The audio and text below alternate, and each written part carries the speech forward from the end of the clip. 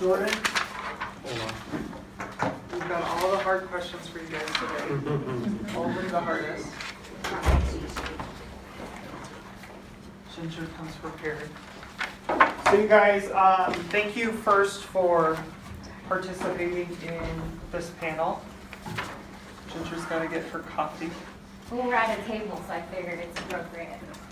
So will you guys first start with just introduction of who you are, how long you've been in real estate, and what you did before you got into real estate? And Simon, since I'm looking at you, you want to kick us off? Okay, so hello everybody, thanks for coming today. My name is Simon Bradbury and I'm originally from England. I moved out to the US in 1999 and I moved to Reno in 2001. I was a property manager from 03 to 08 and then I got into mining.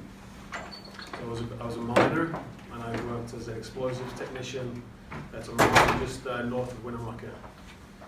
Can you share where you lived? Because I think this is actually one of the most fascinating things. That you came from England and then you moved to beautiful Battle Mountain. Yeah, I did. Battle Mountain. I did. Yeah, I had 3 years in Battle Mountain. My wife's work took us out there, so I got to experience rural Nevada. Yeah, you did. Which was beautiful, you know. I really enjoyed my time out there, but I wasn't quite ready for the pace of life, which was, you know, one golf course. I'm surprised, I didn't know they even had that. Yeah, it's 9 holes and you just go around. I'm not very good. It got old. But I moved back to Reno in 2014, and because I've got property management experience, I always wanted to do sales. So I started in 2014. So from mining to real estate was there.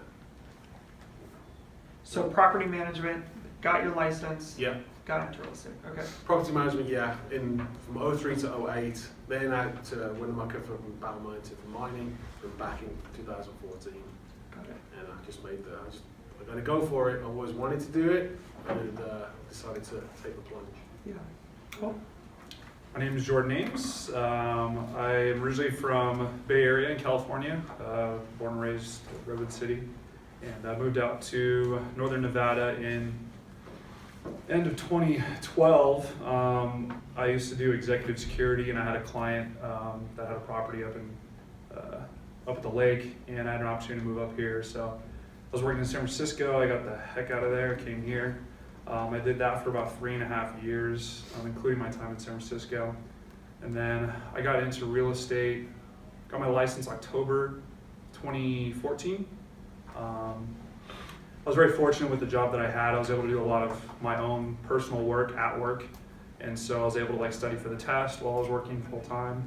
And then after I got my license, it was dead of winter, and not a lot of business happens at that time, so I stayed full time with it. And then on my days off, I was in Keller Williams going to classes and trying to learn and kind of get the ball rolling. And then I made the jump January of 2015 full time, quit my other job. Didn't know anybody here because, like I said, that job that I had, I was up at the lake. I worked 12-hour shifts. I was commuting an hour each way, and I just knew I could not do that forever. And so I didn't really have much of a personal life and didn't really have much of a sphere out here. Luckily, my now wife, she worked at Microsoft at the time, and my first transaction, which I know we'll get into that, was from her sphere essentially, and so I was fortunate with that. And yeah, so 3 years coming up, and haven't looked back. I'm very happy I made the jump. So you got married to gain a sphere. Exactly. That's not public, right? Oh no, it's private. Yeah. Ginger, I love it. Ginger, that how was an about option. So I'm Ginger Marcus, for those of you who don't know me. I came to Reno back in 2000 with my husband and just kind of fell into the dental field. So I was a office manager for different dental offices in the area over the first 15 years of my life here in Reno. And was never my idea to stay in the dental field. I've been investing in real estate for a really long time, and I feel like things happen in threes. I don't know if anyone thinks like that, but it's kind of this weird thing. So I'm told something 3 times, or if I see something 3 times, if there's something to it, like someone's trying to tell me something. And so I had 3 different people We tell know me. your secret now.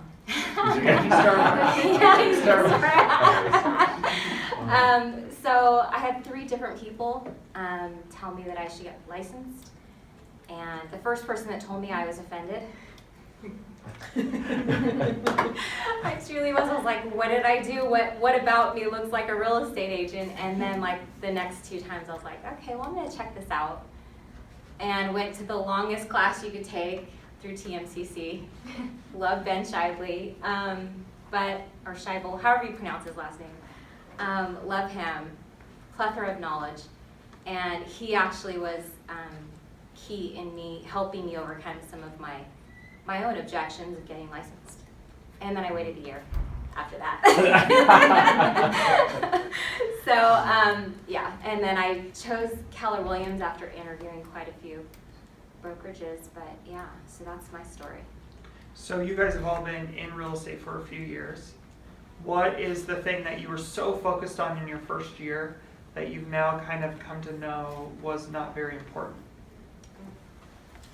I might just have sprung that question on you. Out of order, but we'll take it. Yeah. Okay.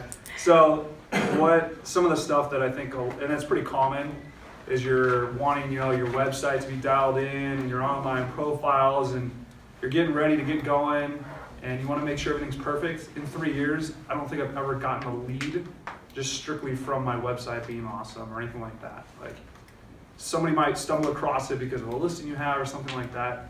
But the KW website, just set it and forget it for the first year. You're not going to get business from that. If you do, it's just lightning, striking, because it's just very rare, I think. And then also worried about like marketing pieces. Oh, my flyers have got to look phenomenal, and people don't really care. If you can carry on a conversation and sound professional, that's going to get you the business, not because you spent an hour working on this flyer that probably ended up in the trash. So those are the things that I worked on a lot. My business cards had to look all flashy, and I went through like 3 different ones the first year. So that's some of the stuff I would say, don't worry about it too much. One of the things you had said to me before was about your phone number. Yeah. So I came from California. I've still got my 650 area code.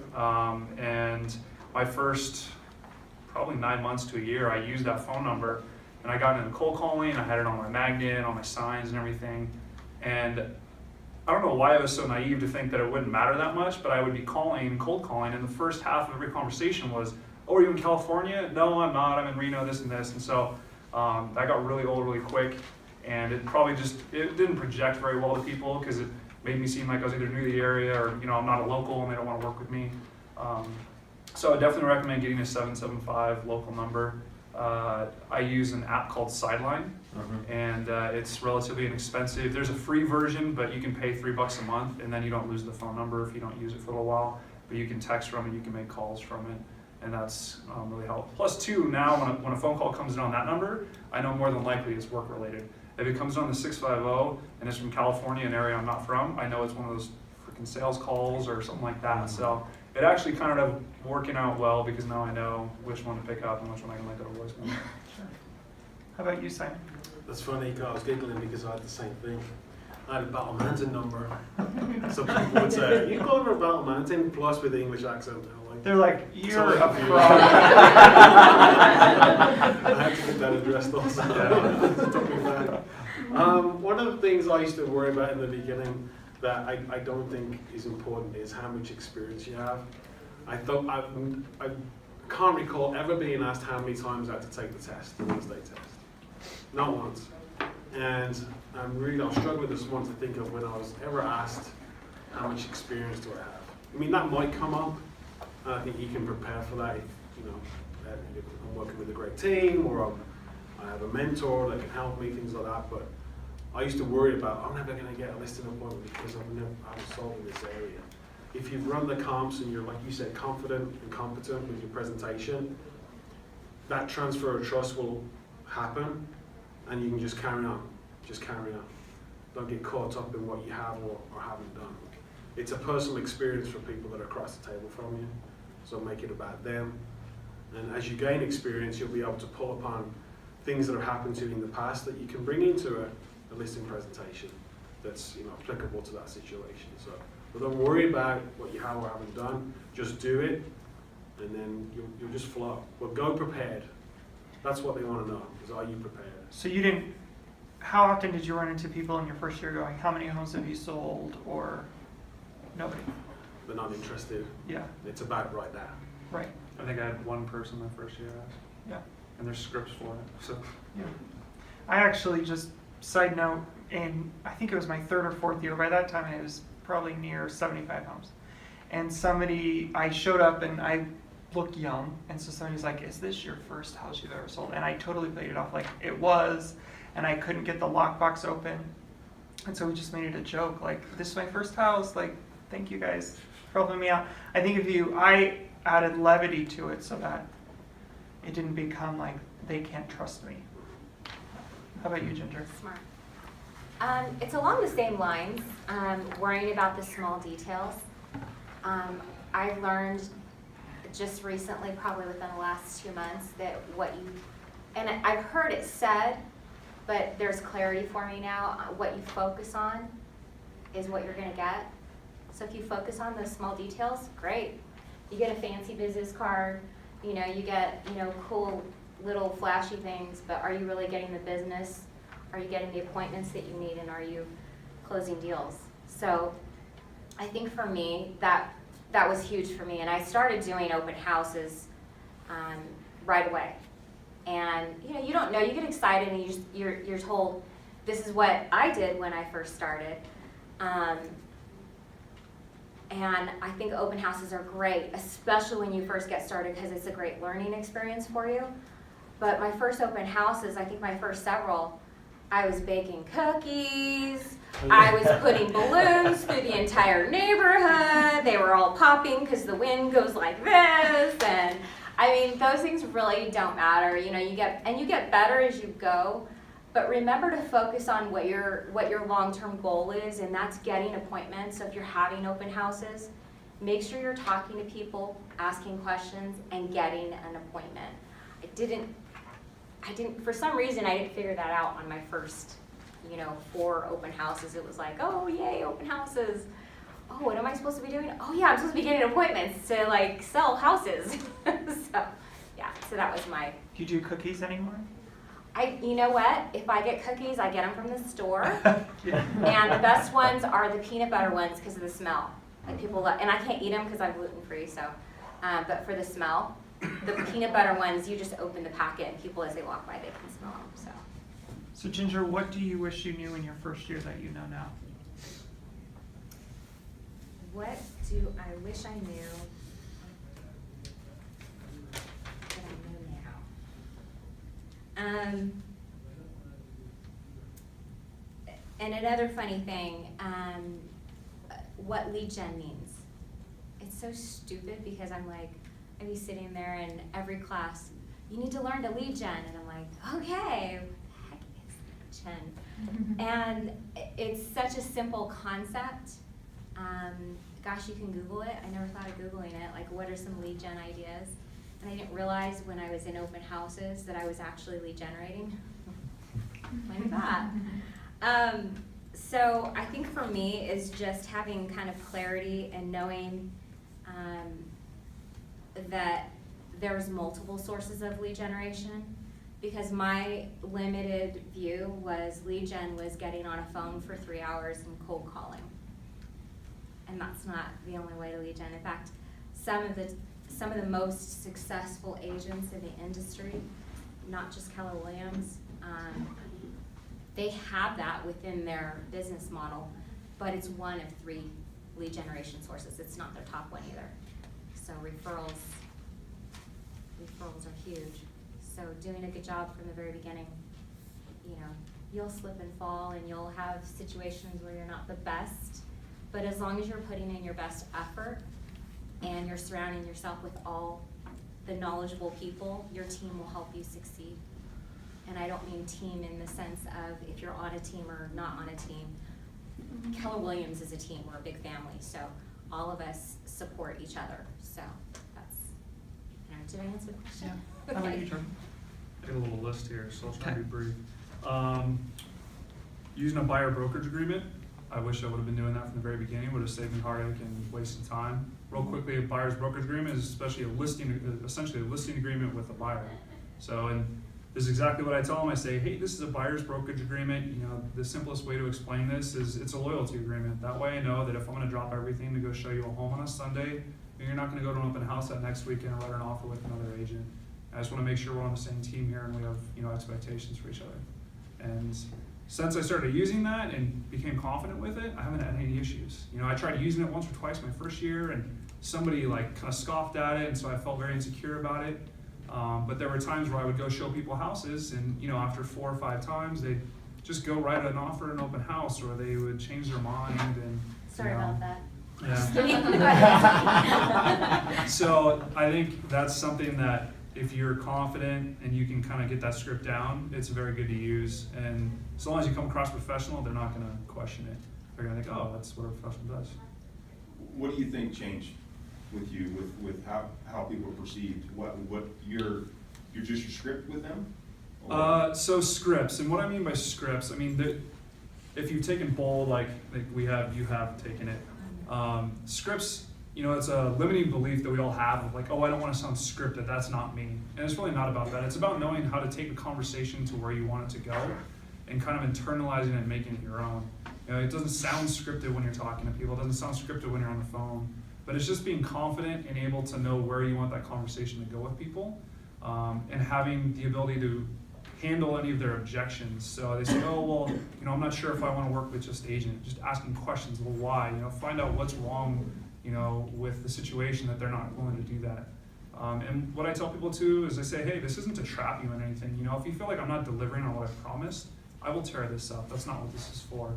It's just, and realistically, it would be very hard to enforce it, to take them to court. It wouldn't be worth it or anything like that. It's more of just getting them to put their name on it and sign it, and they'll more than likely honor it because most people, I think, are good. So.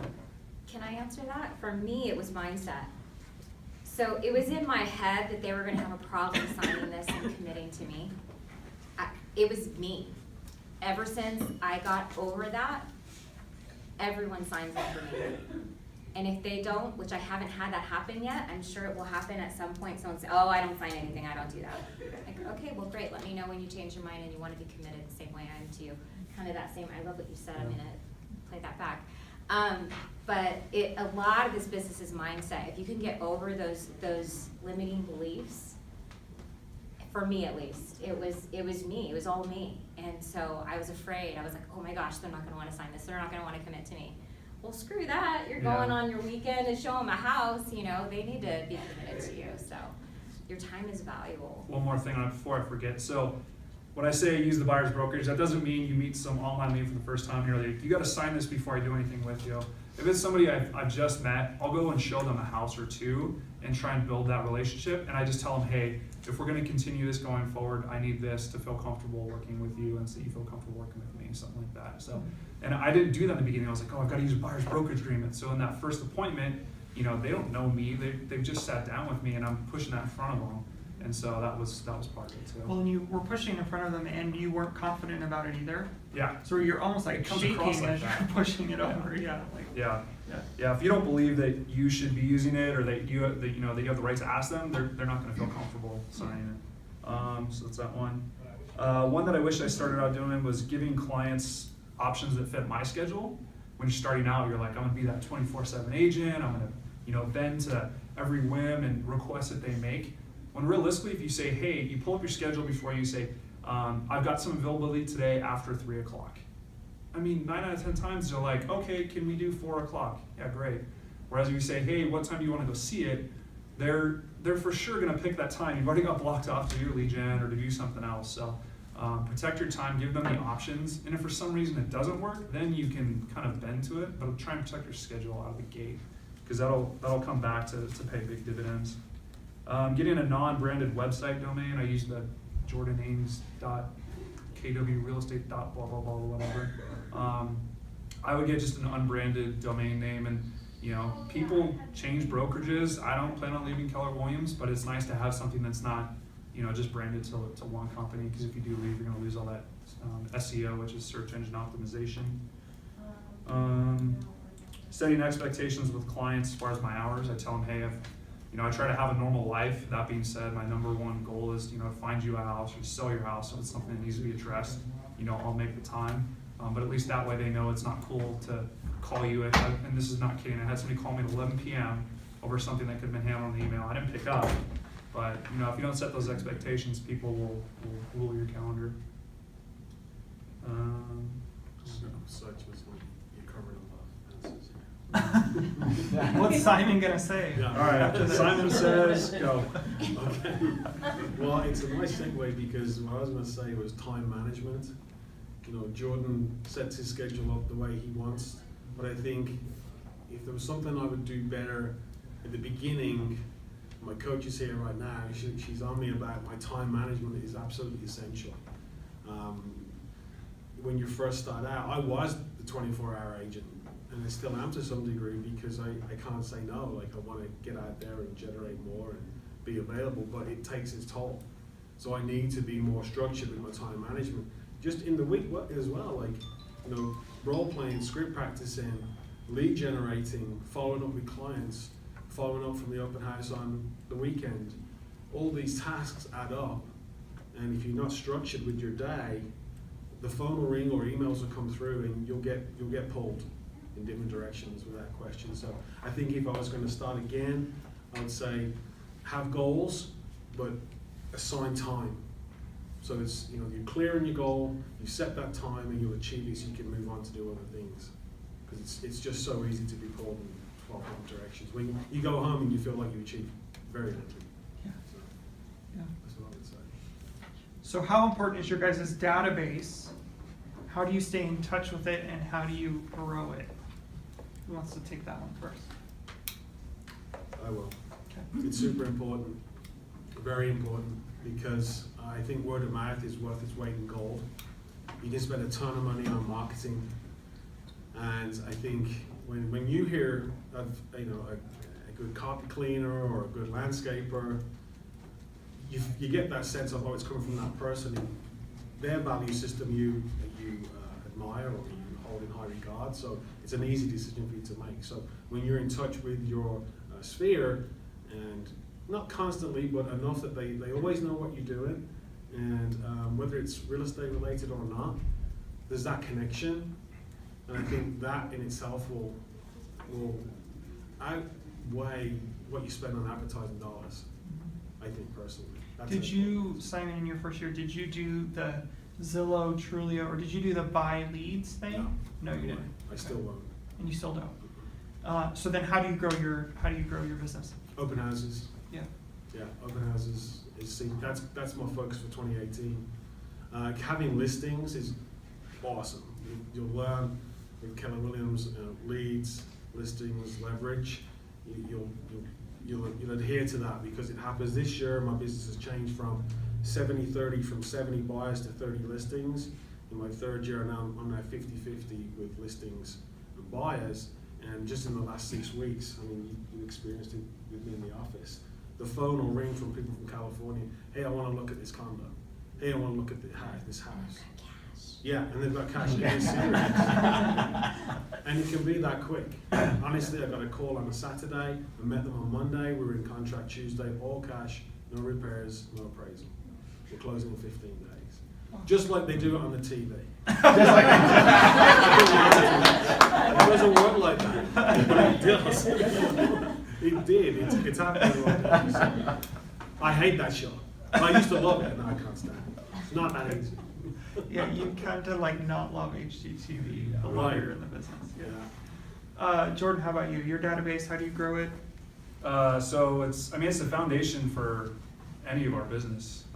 If you don't start building that database, you're not going to last, because you're going to either one, you might last, you're going to burn yourself out because you're constantly having to try and find new business. As far as staying in touch with it, so I do like a market report once a month, and that does really well for me. Every month I get probably 3 or 4 people that respond back to this canned email. It's set up, I send one email and it's got these input fields, so it puts their name, it looks like I'm writing to them.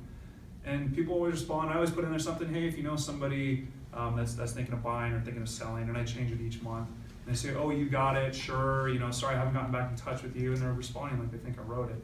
So it's very helpful, and it just is real quick. It goes over what the median price was, what the inventory is, and what the interest rates are. And it's just real quick snapshot, and people like that. They don't want to sit there and read through a 4-page newsletter. They don't care, Right. So that's the main way I stay in touch with it.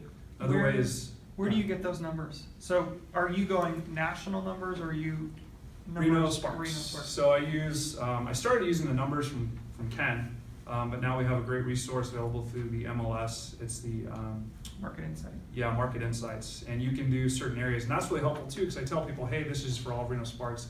If you want more information on our neighborhood or your area, just shoot me an email or give me a call, and you can pull those numbers very specifically by areas and zip codes and all that stuff. So, other ways I stay in touch with it, so social media. You gotta have a good balance, because people will start to ignore you if it's all just real estate, real estate, real estate. I post just solds and just listeds on Instagram, but I also try and put in their personal stuff. And whenever I see my friends from back home, they're like, man, you're killing it. And I'm like, I don't feel like I'm killing it, but that's great. They're like, oh, I always see your stuff. So it's a way to kind of stay in front of them without constantly having to call them or text them and kind of what my limiting belief, annoy them with business. As far as how I grow it, referrals, cold calling. I used to do a lot of open houses. I need to get back into it. I did really well with them, but I also like my weekends, so it's kind of a tough, trading those off. So when you're Yeah. cold calling, who are you cold calling, and how are you doing it? So I use Mojo dialing systems. It's I just circle prospect, and what that means is you basically find that, if you're doing an open house, or you've got a home that you just listed, or you just sold, it's just an excuse to call. I prefer having an excuse to call, because then it's not like, hey, just give me business. It's, hey, I helped your neighbor. There's a lot of interest in your area. Who do you know is looking to move in, or who's talking about moving? And it's just a much more natural conversation. I think people will respond to that better. On your Facebook part, do you do that through your personal, or do you have your professional one, or do you kind of share? So I started out doing more of the business, but as Facebook evolved and basically said, we're not going to show anything on your business profile without paying, I stopped posting as much on there. So my Instagram is really, I started that for business, and then I share it to my Facebook personal page.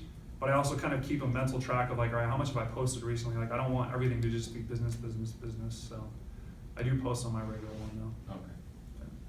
Do you post on your business and boost it?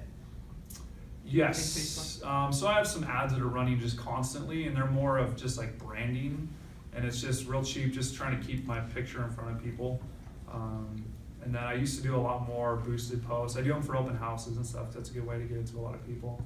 But I think the return on investment with Facebook has kind of been diminishing lately, and it's getting more and more like Zillow and Trulia and those. Saturated. Yeah.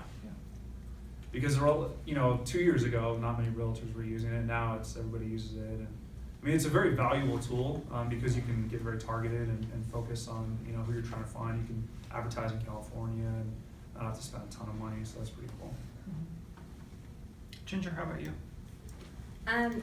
So I kind of wrote it down just because, anyway. So I wrote, your database is your life source. You must feed it daily to stay alive. Don't starve your database. Grow it through lead generation. And what I mean by lead gen, now that I know what that is, networking events for me, big time. I have a meetup group that's for investors. And I do cold calling, and it's typically the circle prospecting. I don't just call random people. I'll either have a listing in that area,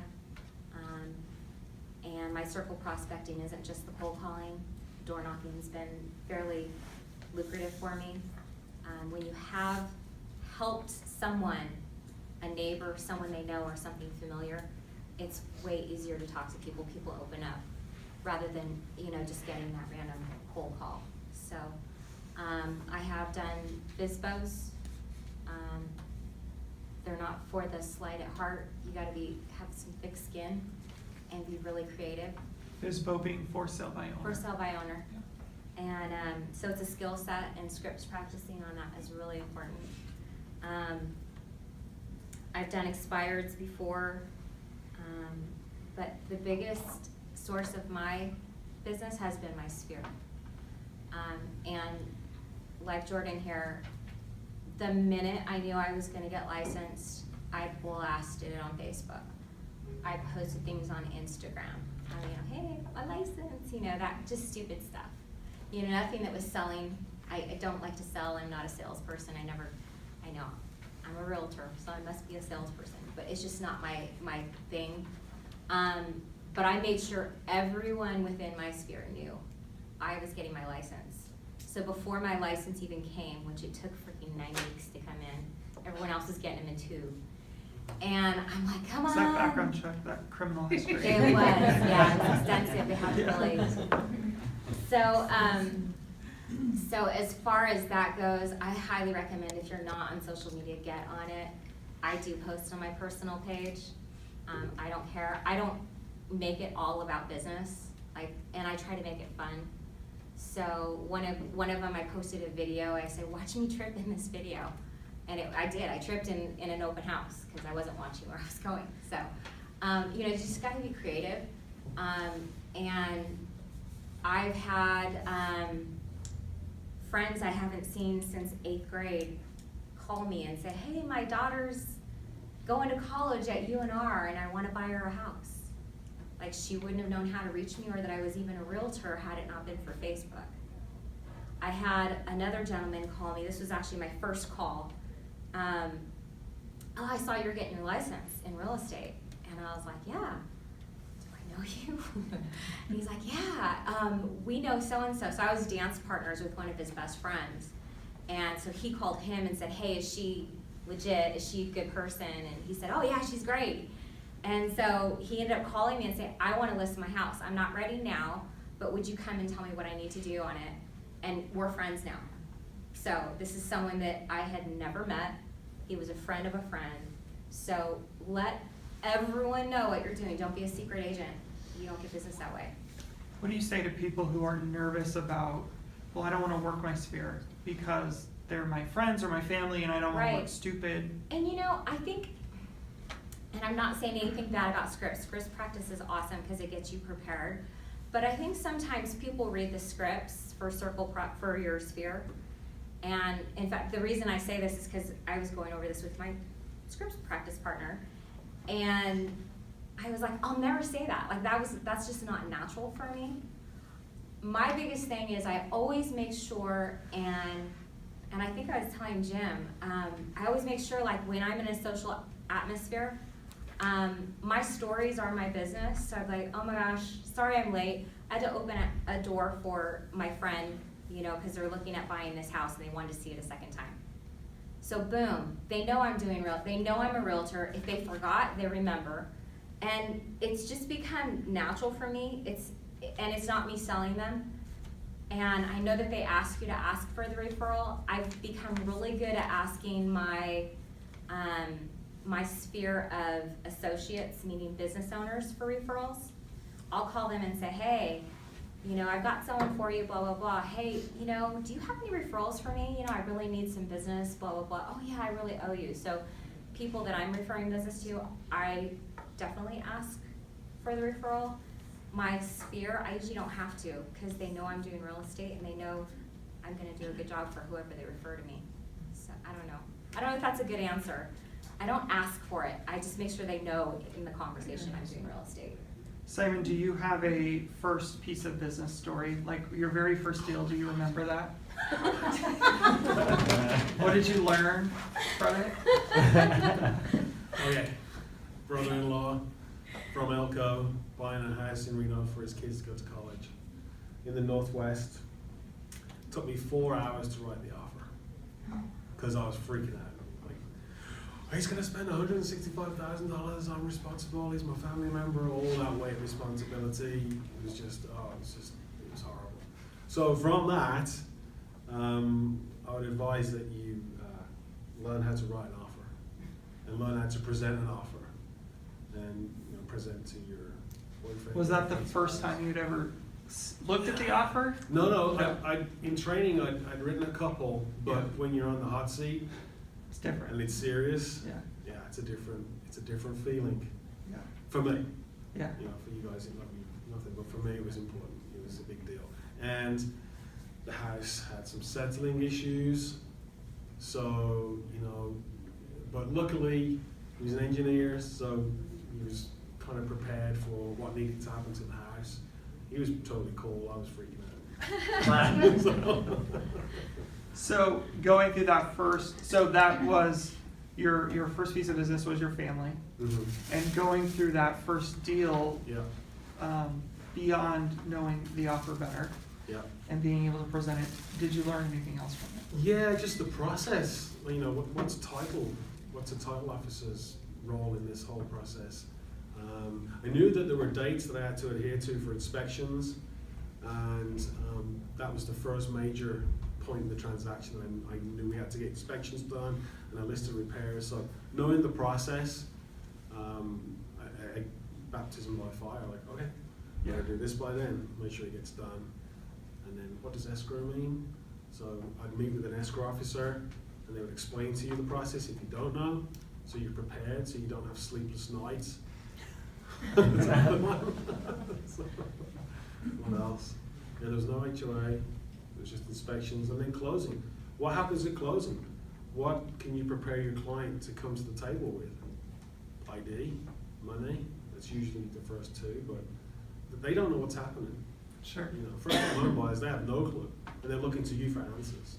So I think knowing the contract and knowing the process are two of the 101 things I would advise new agents to do, because I needed to do more of that.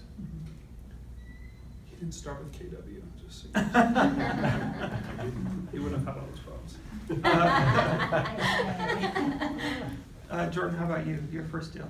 So my first deal actually came, first-time home buyer from Microsoft. I met him through my now wife, and he was first-time home buyer. He was like real easygoing, and you know, we sat down, and I apparently didn't mess up enough, so he gave me the opportunity to work for him. And Now, did he know it was your first time? yeah, He did, okay. yeah, he did. So we were friends, and we still are friends, thankfully. But yeah, no, it was. I basically leveraged the office. I said, hey, you know, this is my first deal, but I know what I know, and I know what I don't know, and I've got all these people behind me that can help. And I found out real quick that Ken is your best friend when you're starting out, because I was in his office like every other day, like, hey, this is what's going on. What do I need to do? And you know, we use this inspector. I won't say any names. And he had expressed to me, oh, there's this issue underneath the foundation, but it's not a big deal. You just backfill with some pea gravel, call it good. Well, he goes to the buyer and he's like, yeah, there's this big gap under the foundation. And just left it at that. And I'm like, but you were saying what? Because he didn't know how to communicate to clients, you know, the severity of things. And that's really important with an inspector, is that they're able to kind of relate to what the real world, you know, issue is with that, and that it's not maybe the biggest deal, even though it sounds really bad, especially for a first-time home buyer. Your foundation, that's not something you want to hear. So it went pretty well. There was some hiccups. You know, I'd learned don't put hot tubs into the contracts, keep that out, that's personal property.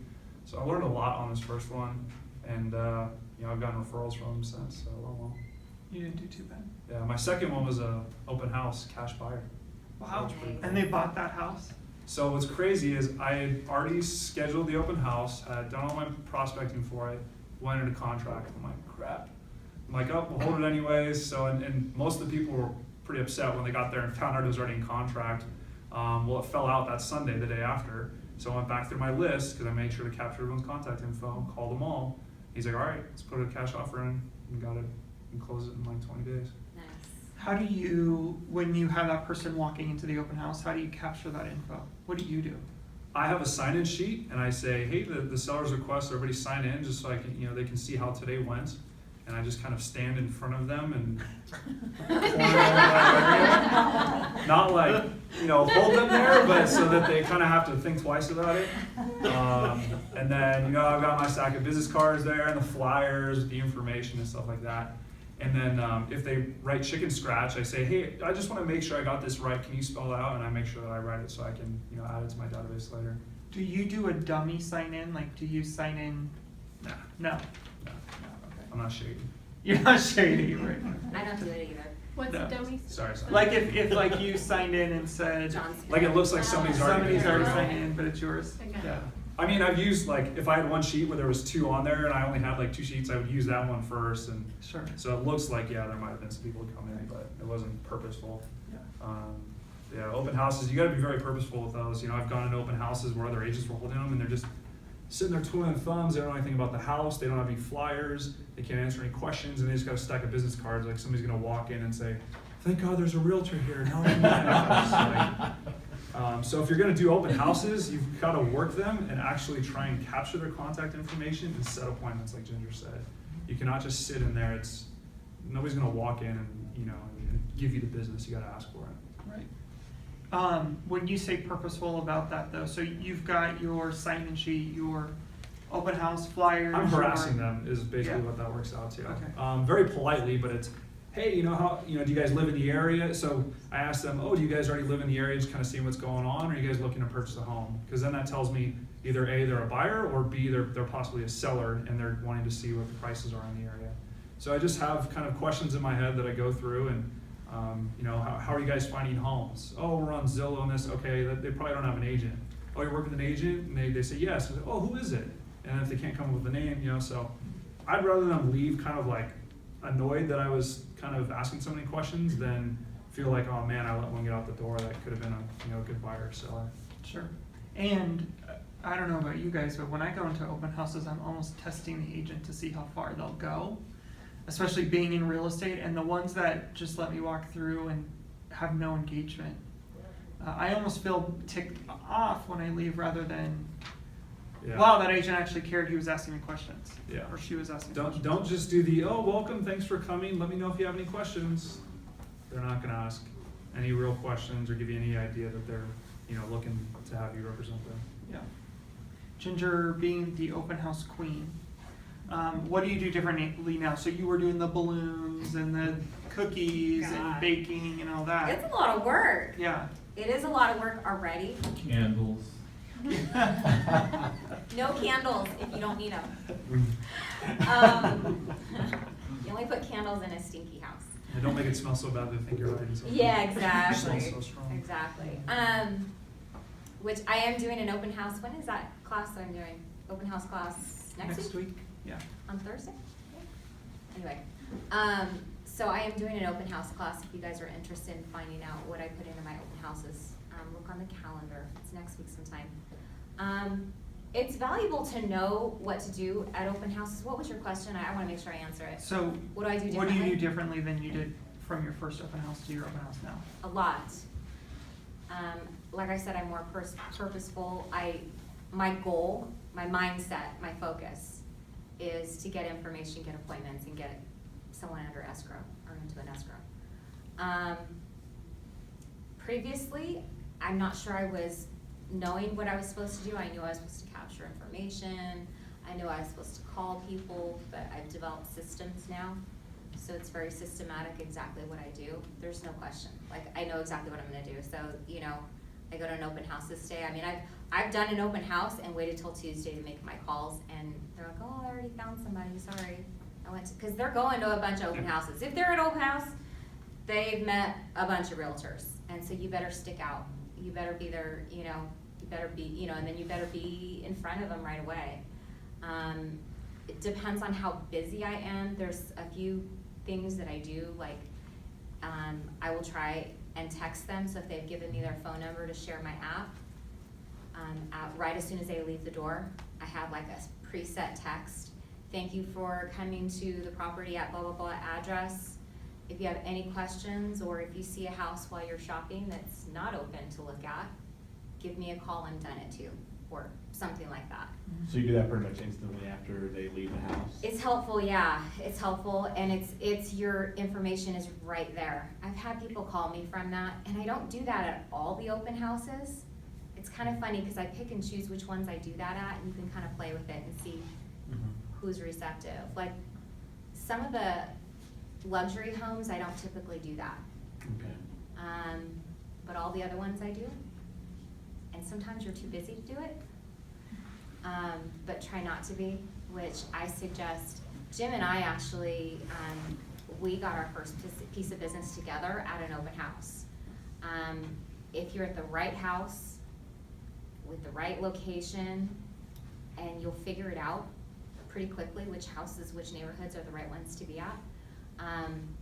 You'll get a lot of people, and you will be too few to cover the people coming through.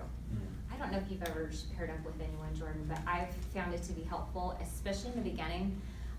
I've learned from Jim, I've learned from Corinne, I've learned from a guy who's not here anymore, Willis, and I've gotten pieces from all of them to add to what I do for my open houses. So Jim's open house was like phenomenal. Before I got licensed, I went into his open house. A friend that I recruited with me, we went into a bunch of open houses while I was waiting for my 9 weeks to finally get licensed. And it was really cool to see, like what you said, people that are just sloughing off and not really doing anything. So I knew what I wasn't going to do. And then, Jim was totally prepared. He had all the comps, he knew the area, he knew about the southeast bypass that was coming through. He was super knowledgeable, and I was like, okay, that's what I need to do. So do any of you, Jordan, when somebody's walking in the house, did you have a fear in the beginning about getting people to sign in? I just can't remember. I don't think so. I think it was just I'd taken classes and I knew you're supposed to capture information, so I had a sign-in sheet. So I don't know. I mean, I'm sure I wasn't as well scripted and didn't know all the questions to ask, but I at least knew try and capture information. So I mean, it was probably pretty awkward and coming across like I didn't know everything, but I kind of knew from the beginning to try and capture info. And no, I was selfish. I wanted all the business that I could get from an open house. But there's probably some open houses where there are too many people and you cannot talk to everybody. And you've got to pick and choose them. You got 4 people in there. And you've got to try and stereotype, okay, who's the one that's probably going to be the buyer? And meanwhile, it could have been that other person who's looking up to 400,000 and you missed them. So. And the one's going to take up the most of your time, already has a realtor. Yeah. And you're like, Yeah. See, I try and bounce around. I try and ask you questions and kind of get a gauge of are they engaging? Are they very standoffish? If there's 3 other people in the house, I'm like, all right, you're done. Next, and just try and keep moving through them and see if you can find some business. What suggestions do you have for agents in their first year to gain that momentum or get that business? Jordan, second. To get business. Yeah. Yeah, open houses. You can knock a lot of doors with something of value to say, hey, I'm having an open house. Like Ginger said, I personally like that too. I don't cold call enough as I should. But but having something of value to tell people about is beneficial for them and you. So come over. Let's just hang out. It's cheap, relatively cheap. You can put some flyers out and balloons and whatnot. And I actually have a lender that comes with me on open houses, and they shoulder some of that cost too, because they're in it to get referrals and refinances and new escrow and new loans and whatnot. So you can talk to your lender, talk to a couple lenders who you jive with, and they can turn up to. And it's good, especially it's a safety issue too. Mm-hmm. Especially if the house is occupied and you've got a ton of people in there and it's 2-story, you don't know what's going on upstairs. So. Or basement, yeah. So I'm a brand new agent. I don't have any listings. How do I do an open house? Where do I go? Who do I ask? Everybody in this office. Yeah. Ask anybody. Anyone that has a door on their office. Yeah. Because there's a reason. A door, okay. It's so if true. they have a door It's that true. closes and locks, they Yeah. probably have listings. It's true. Especially now, KW is #1 in listings this year, and Yeah. Keller Williams has grown a lot since I first started here. Almost 3 years now, too. Are you at 3 years? I met 2. Okay, so I mean, it's been 3 years, and it's just ridiculous how much the office has grown and how many listings we've got in the office. So it's great because you can pick and choose. I want to work in this part of town, so you just go in the MLS and you find out who's got the listings in that area. You find one that's less than a week old, and you say, hey, can I do an open house for you? And most agents that have been in the business for a while, they don't want to do open houses anymore. They love that people will hold them for them because they don't have to do it and miss time from their families. So it's easy to find them. What do you guys find is the most effective way to get people to your open house? So I run the open house ads and all that stuff, but 95% comes from the signs on the street. Location. It's all about location. I blast the hell out of my social media. but that's primarily for my branding and to let other people know how busy I am, because perception is key. But to actually get people in the door is gonna be from your signs, so your location. And I've heard different theories on that, so you're gonna get different people telling you different things. And I tell you what, I did an open house probably twice. I did 2 open houses a week from the second I got licensed. Sometimes I did 3. And so I kinda know, and I know you guys know, that location is the key, and it shouldn't be a location where they have to have 8 signs, 10 signs, because I was told you should get 10 signs. So I went out, I'm very coachable. I went out and got 10 signs, and it's about location and where are the desirable areas. So maybe you will need 8 signs or 10 signs. If it's a desirable location, people will find you, but it's all about the location. Yeah, and in what my I opinion. found, what Jordan said was, find a house that's less than a week old or just newly listed, there's excitement around that. But if you have to get people to turn, They won't come. like, there's a house for sale right up the street from me, however, you have to turn like 16 times. And the agent didn't have enough signs, so it was almost like a guessing game. If I didn't know how to get there, you would have not ever known. So I've always found if you're off a main street and they've only got to turn once or twice, it's a new listing. So then do you just not do those listings? Do you not do open houses if the listing isn't like? If you can't find anything else, do it. It's better. You might. I mean, even if all you need is one person to come through, that could be somebody that's an interested buyer. But if you're trying to maximize your return on your time, you want to try and be in those high volume areas, the high volume price points, especially newer. This might be a limiting belief, but if I'm doing $1 million listing and I've never done a piece of business, like they're probably going to be able to know that you're not experienced and you're probably not going to work with you.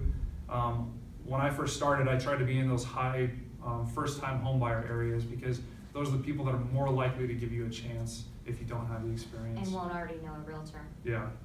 What are those first? Where were you looking? Northwest Reno, right here in South Meadows, just those single-story, 3-bed, 2-bath houses that were around the medium price point for the area. So those are the ones that are moving fast. How about you, Simon? Anything under 300. I spent my first year in Stead in Cold Springs.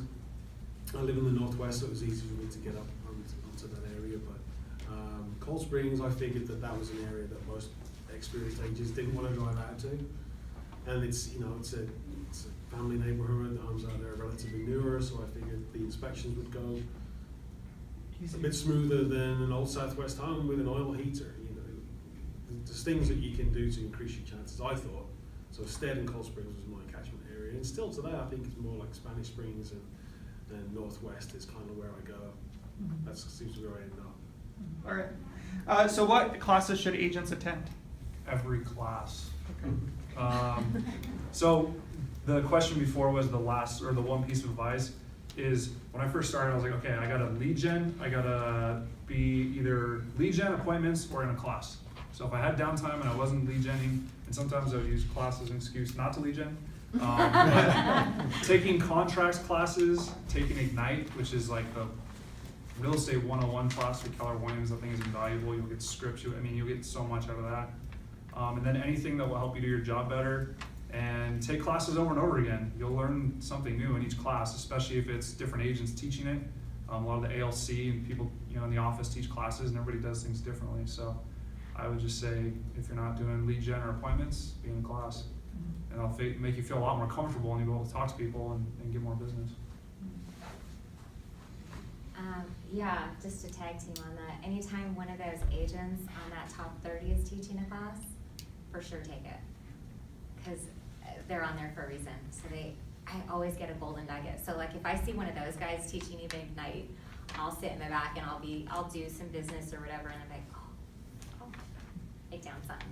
So yeah, anytime one of those guys is teaching a class, but I do have a list specifically if you guys are interested. Let's see, how much time do we have? A minute. I don't just stick with Keller Williams, because I like to always have my options open and really expand my mind, because sometimes you hear things from outside sources. So I've been to Mike Ferry's Superstar Retreat. I've been to Tony Robbins' UPW, Unleash the Power Within. They all do something different for you too. So Tony Robbins is more mindset. Mike Ferry was just do it. Gene Rivers, Agent Financials, that was eye-opening for me, as far as, where you need to be to get to the next level, and then where should your money be going? You know, how much money should you be putting into marketing? How much money should you be putting into an assistant if you hire one? So that was helpful. Taxes. Taxes, huge, yeah. How much money should you set aside for taxes? And how important it is to have a good CPA so you don't pay too much in taxes. The one thing was another one. Language of Sales is a MAPS group coaching that's paid for. That was huge. I love that. If you're gonna be on the phone at all, or talk to people at all, I mean, does this business require you to talk to people? It helped a lot in building my confidence and knowing when to pause, when to accentuate certain things when you're talking to, you know, on a listing appointment or anything. And then free training, Ignite. The first of the month's weekly meeting. They're all good, but the first of the month's the best because Ken's going over the numbers, so you know what the market looks like. Contracts classes, and open house class. And like I said, any free class that a top agent is speaking, or if we have an outside speaker coming in, go to those because it's so valuable. Sometimes we have some really good people like Tim Heil come and talk and speak about something you might think you're not gonna get anything out of it. I always get some kind of golden nugget from those guys. And I think the key as far as education goes is don't just immerse yourself in education. Take whatever you've learned and right away put it into action. Put it into action because you're gonna forget. You're gonna constantly be taking classes here and there. But whatever you've learned, and what I do with my notebook, because I write the heck, I write all the notes from the class.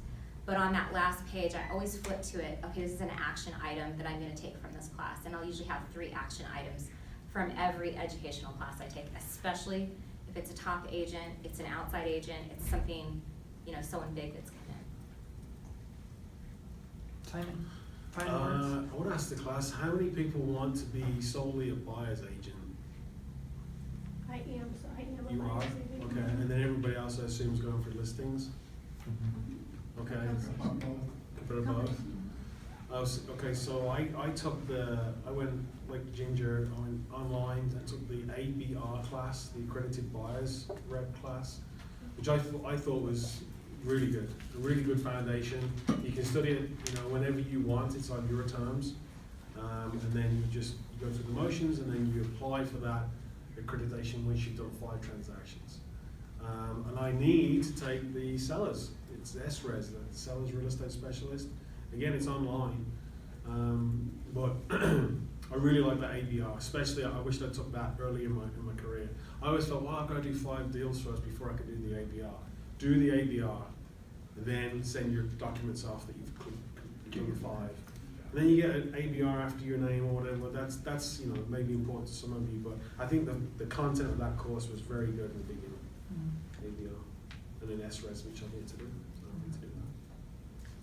One important class I took the first year, which saved me a lot of money and headaches, was like a financials class. So, you know, taking your check and breaking it down, making sure you put this aside for taxes, you know, this towards, you know, your marketing like she talks about, then also your personal life, you know, what are you putting into savings, you know, investing, retiring and stuff, because a lot of agents, they get that big check and they start spending it, and at the end of the year you realize, oh crud, I gotta pay 30% of what I made all year to, you know, Uncle Sam. So if there's a financials class, I would definitely take that. It helps you grow your business and uses the MREA, which is the Millionaire Real Estate Agent model, and that just kind of breaks down how much you should be spending in each section of your business, which is important. Well, and most agents spend their commission when they get the client, when it goes in escrow, when it passes inspection, and then when it actually closes. So you spend your $5 grand 4 times, right? And so, yes, taking that agent's financials class was eye-opening for me, because in my mind I always thought, oh, the tax rate was not 30%, it's 15, right? Because as you've been an employee your whole life, that's what comes out of your check. Did not realize that the employer's paying my other 15%. You're on the hook for 30 at least, right? So make sure you're putting that away. And Make not sure you're counting using on it. receipts. There's an app called Profit Dash that ties into your bank account stuff. I mean, you gotta be smart and deduct everything you can. Don't get crazy and get yourself audited, but You gotta take advantage of Talk that. to a Can you see CPA them? before I'm sorry. taxing. Profit Dash? Profit Dash. Yeah, it's If you're a Keller Williams. KW It's agent, tied into yeah. it pulls in all your listings, it tracks your expenses, you tie it to your accounts. So if you set Track up your like a business miles. account, yeah, you can track your We miles get from a it. discount. Yeah, it's very powerful, because you basically just print that out at the end, and you just give it to your CPA, and they'll do your taxes from it. But talk to a CPA before you need to, because along the way, you're gonna, I don't know how many of you have owned your own business? Okay, so you know. Those of you who don't, you need to have write-offs. So your CPA will help you with that. Say, how can I make this so my tax bill is less? And they will tell you. Run your business lean that first year. I still run my business too lean, I should be spending more on lead gen and stuff like that, but, you know, door knock, you know, maybe not getting a cold calling first, you gotta pay for that, you know, door knocking is, you've got more time than money when you first start out. So doing the activities that are less expensive, don't start, you're gonna get 5 calls a day for, you know, from Realtor.com, Zillow, this lead gen, that lead gen. Don't start throwing your money at that. It's really low conversion. It sucks the life force out of you. It's just not fun. Well, right, because they say you need 100 online leads to close one deal. So when Realtor.com is promising to send you 6 a month, just multiply that in your head.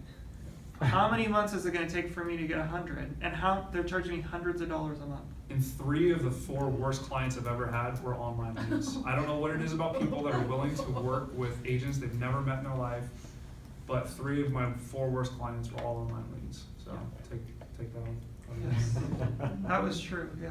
2 of my only online leads clients, 1 I still have nightmares about. 2 of them I deleted from my database entirely. Any last questions Is for there a me? financial class coming up? We actually have one next week, next Tuesday. We're still working on that. Next Tuesday, 9 to 5. We just have to make sure we have the material. Keller Williams University is going through and changing that agent financials. So as of right now, it's set for Tuesday. And Here. Brett Janelle's teaching it, another Yeah. agent you definitely wanna take his. And very much like Simon, he has an Australian accent, so he sounds very smart. Like Simon. Yeah, automatically with the accent. It's Yeah. like, okay. So one free tool that you guys will have access to with Keller Williams, not free included, is was it eEdge? Yeah. Is that the database? Yeah. Start using the database in the very beginning, you know, taking good notes, because like I'm so busy now with so many leads and follow-up and everything.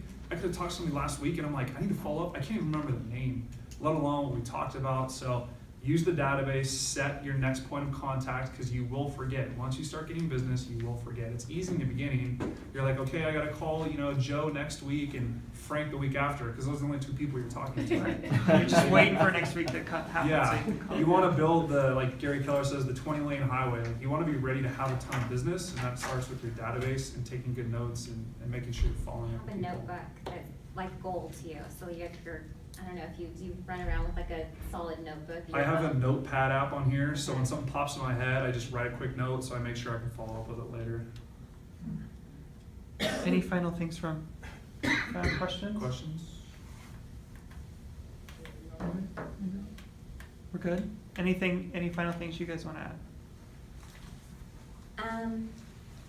Oh, respond promptly to your clients and be on time. I don't know why that's such a hard thing for people to do, but it's the most common complaint with realtors is that they don't communicate. Or they're late? Or they're late, which is mind-boggling because you're a professional and you're supposed to be on time. So just be on time. Leave 5 minutes early. I'd rather sit in my car and listen to music for 5 minutes than be a minute late. And even if you don't have an answer, I always tell my clients, hey, I'll let you know I'm working on it. Because I hate when I send something to a realtor and I don't get a response for 2 days, and it's like, did you get my email? Did you not get my email? Are you working on it? Just, you know, let people know what's going on. Communication. Communication. Yeah. I have a question. So for each of you agents, what was the most effective thing that you did for marketing your first year? I know that you ran lean, Jordan, so perhaps you were Door knocking, and of course it's free. And then, what was your budget? Did you actually put together a budget, and did you meet the budget, or did you go way over? I still don't use as good of a budget as I should. I ran a very lean. I printed out flyers and I door knocked and I did open houses because it was very inexpensive, and that's kind of how I ran my first year. Find ways to do everything for free. Marketing doesn't have to be something you pay for. So partner with a lender. I have a lender that prints all my flyers for me no matter what I'm doing. And it's free advertisement for him. He thinks like I think. We think alike, so find someone that thinks like you. Do as Social much media as, is yeah. free. Do as much as you can for free. Free. And Your There's first like year, do it Breakthrough for free. Broker is a resource that we have access to through some of the title companies, and they've got tons of content on there, flyers, and it's free. Our eEdge has, Yeah. Yeah, flyers that's that you fun. put together. Just get it ready, send the PDF to your lender. If you guys want a lender, he'd be more than happy to help you out. He doesn't work on the weekends though, so he won't do open houses with you, but I have lenders that do that. So if you need a lender to partner with you on an open house, especially females, you know, if you're in a big house, definitely wanna be careful. There's some crazy wackos out there. I haven't ran into any yet, but you know. How many are in your database? So if you have a really in-tune database, how many people are in that? Do you know? About 900. 900 in your database. And how often are you touching those 900 people? Well, monthly through that market report email. Yeah. But then I also set reminders, quarterly, or I use Top Producer and there's a market snapshot tool, which for all my sellers, I put them on there whether or not they ask for it or not. And that's just, it's another touch, and it's coming from contribution. That's the biggest thing.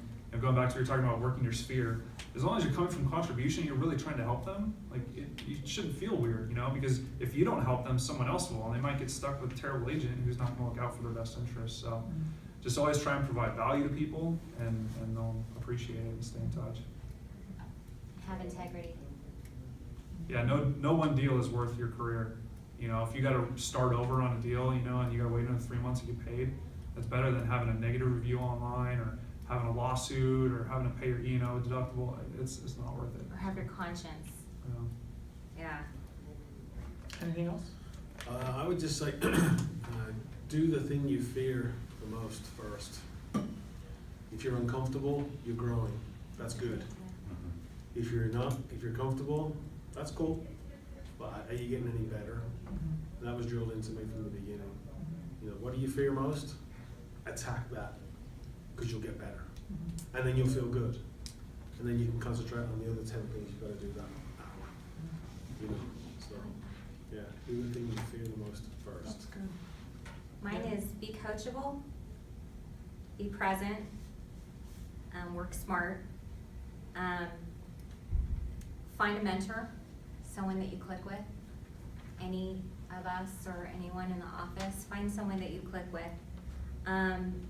Or partner with someone that's on the same level as you, and you guys can, Jim left the room, but him and I, when we did our first deal, I didn't realize how much I didn't know, but I knew what he didn't know, and we meshed really well on our first transaction. So it was really good. Anyway, it's just very good. So it's kind of nice to learn with someone and have someone to kind of, blow or throw ideas, bounce ideas off of. But find a mentor who can help you eliminate the bullshit you don't need to worry about. As new agents, we worry about such insignificant things. Focus on the results, the appointments, getting the deal. Create a map with your mentor and take massive action. Okay. Good end. Thank you guys. Thank you. Appreciate it.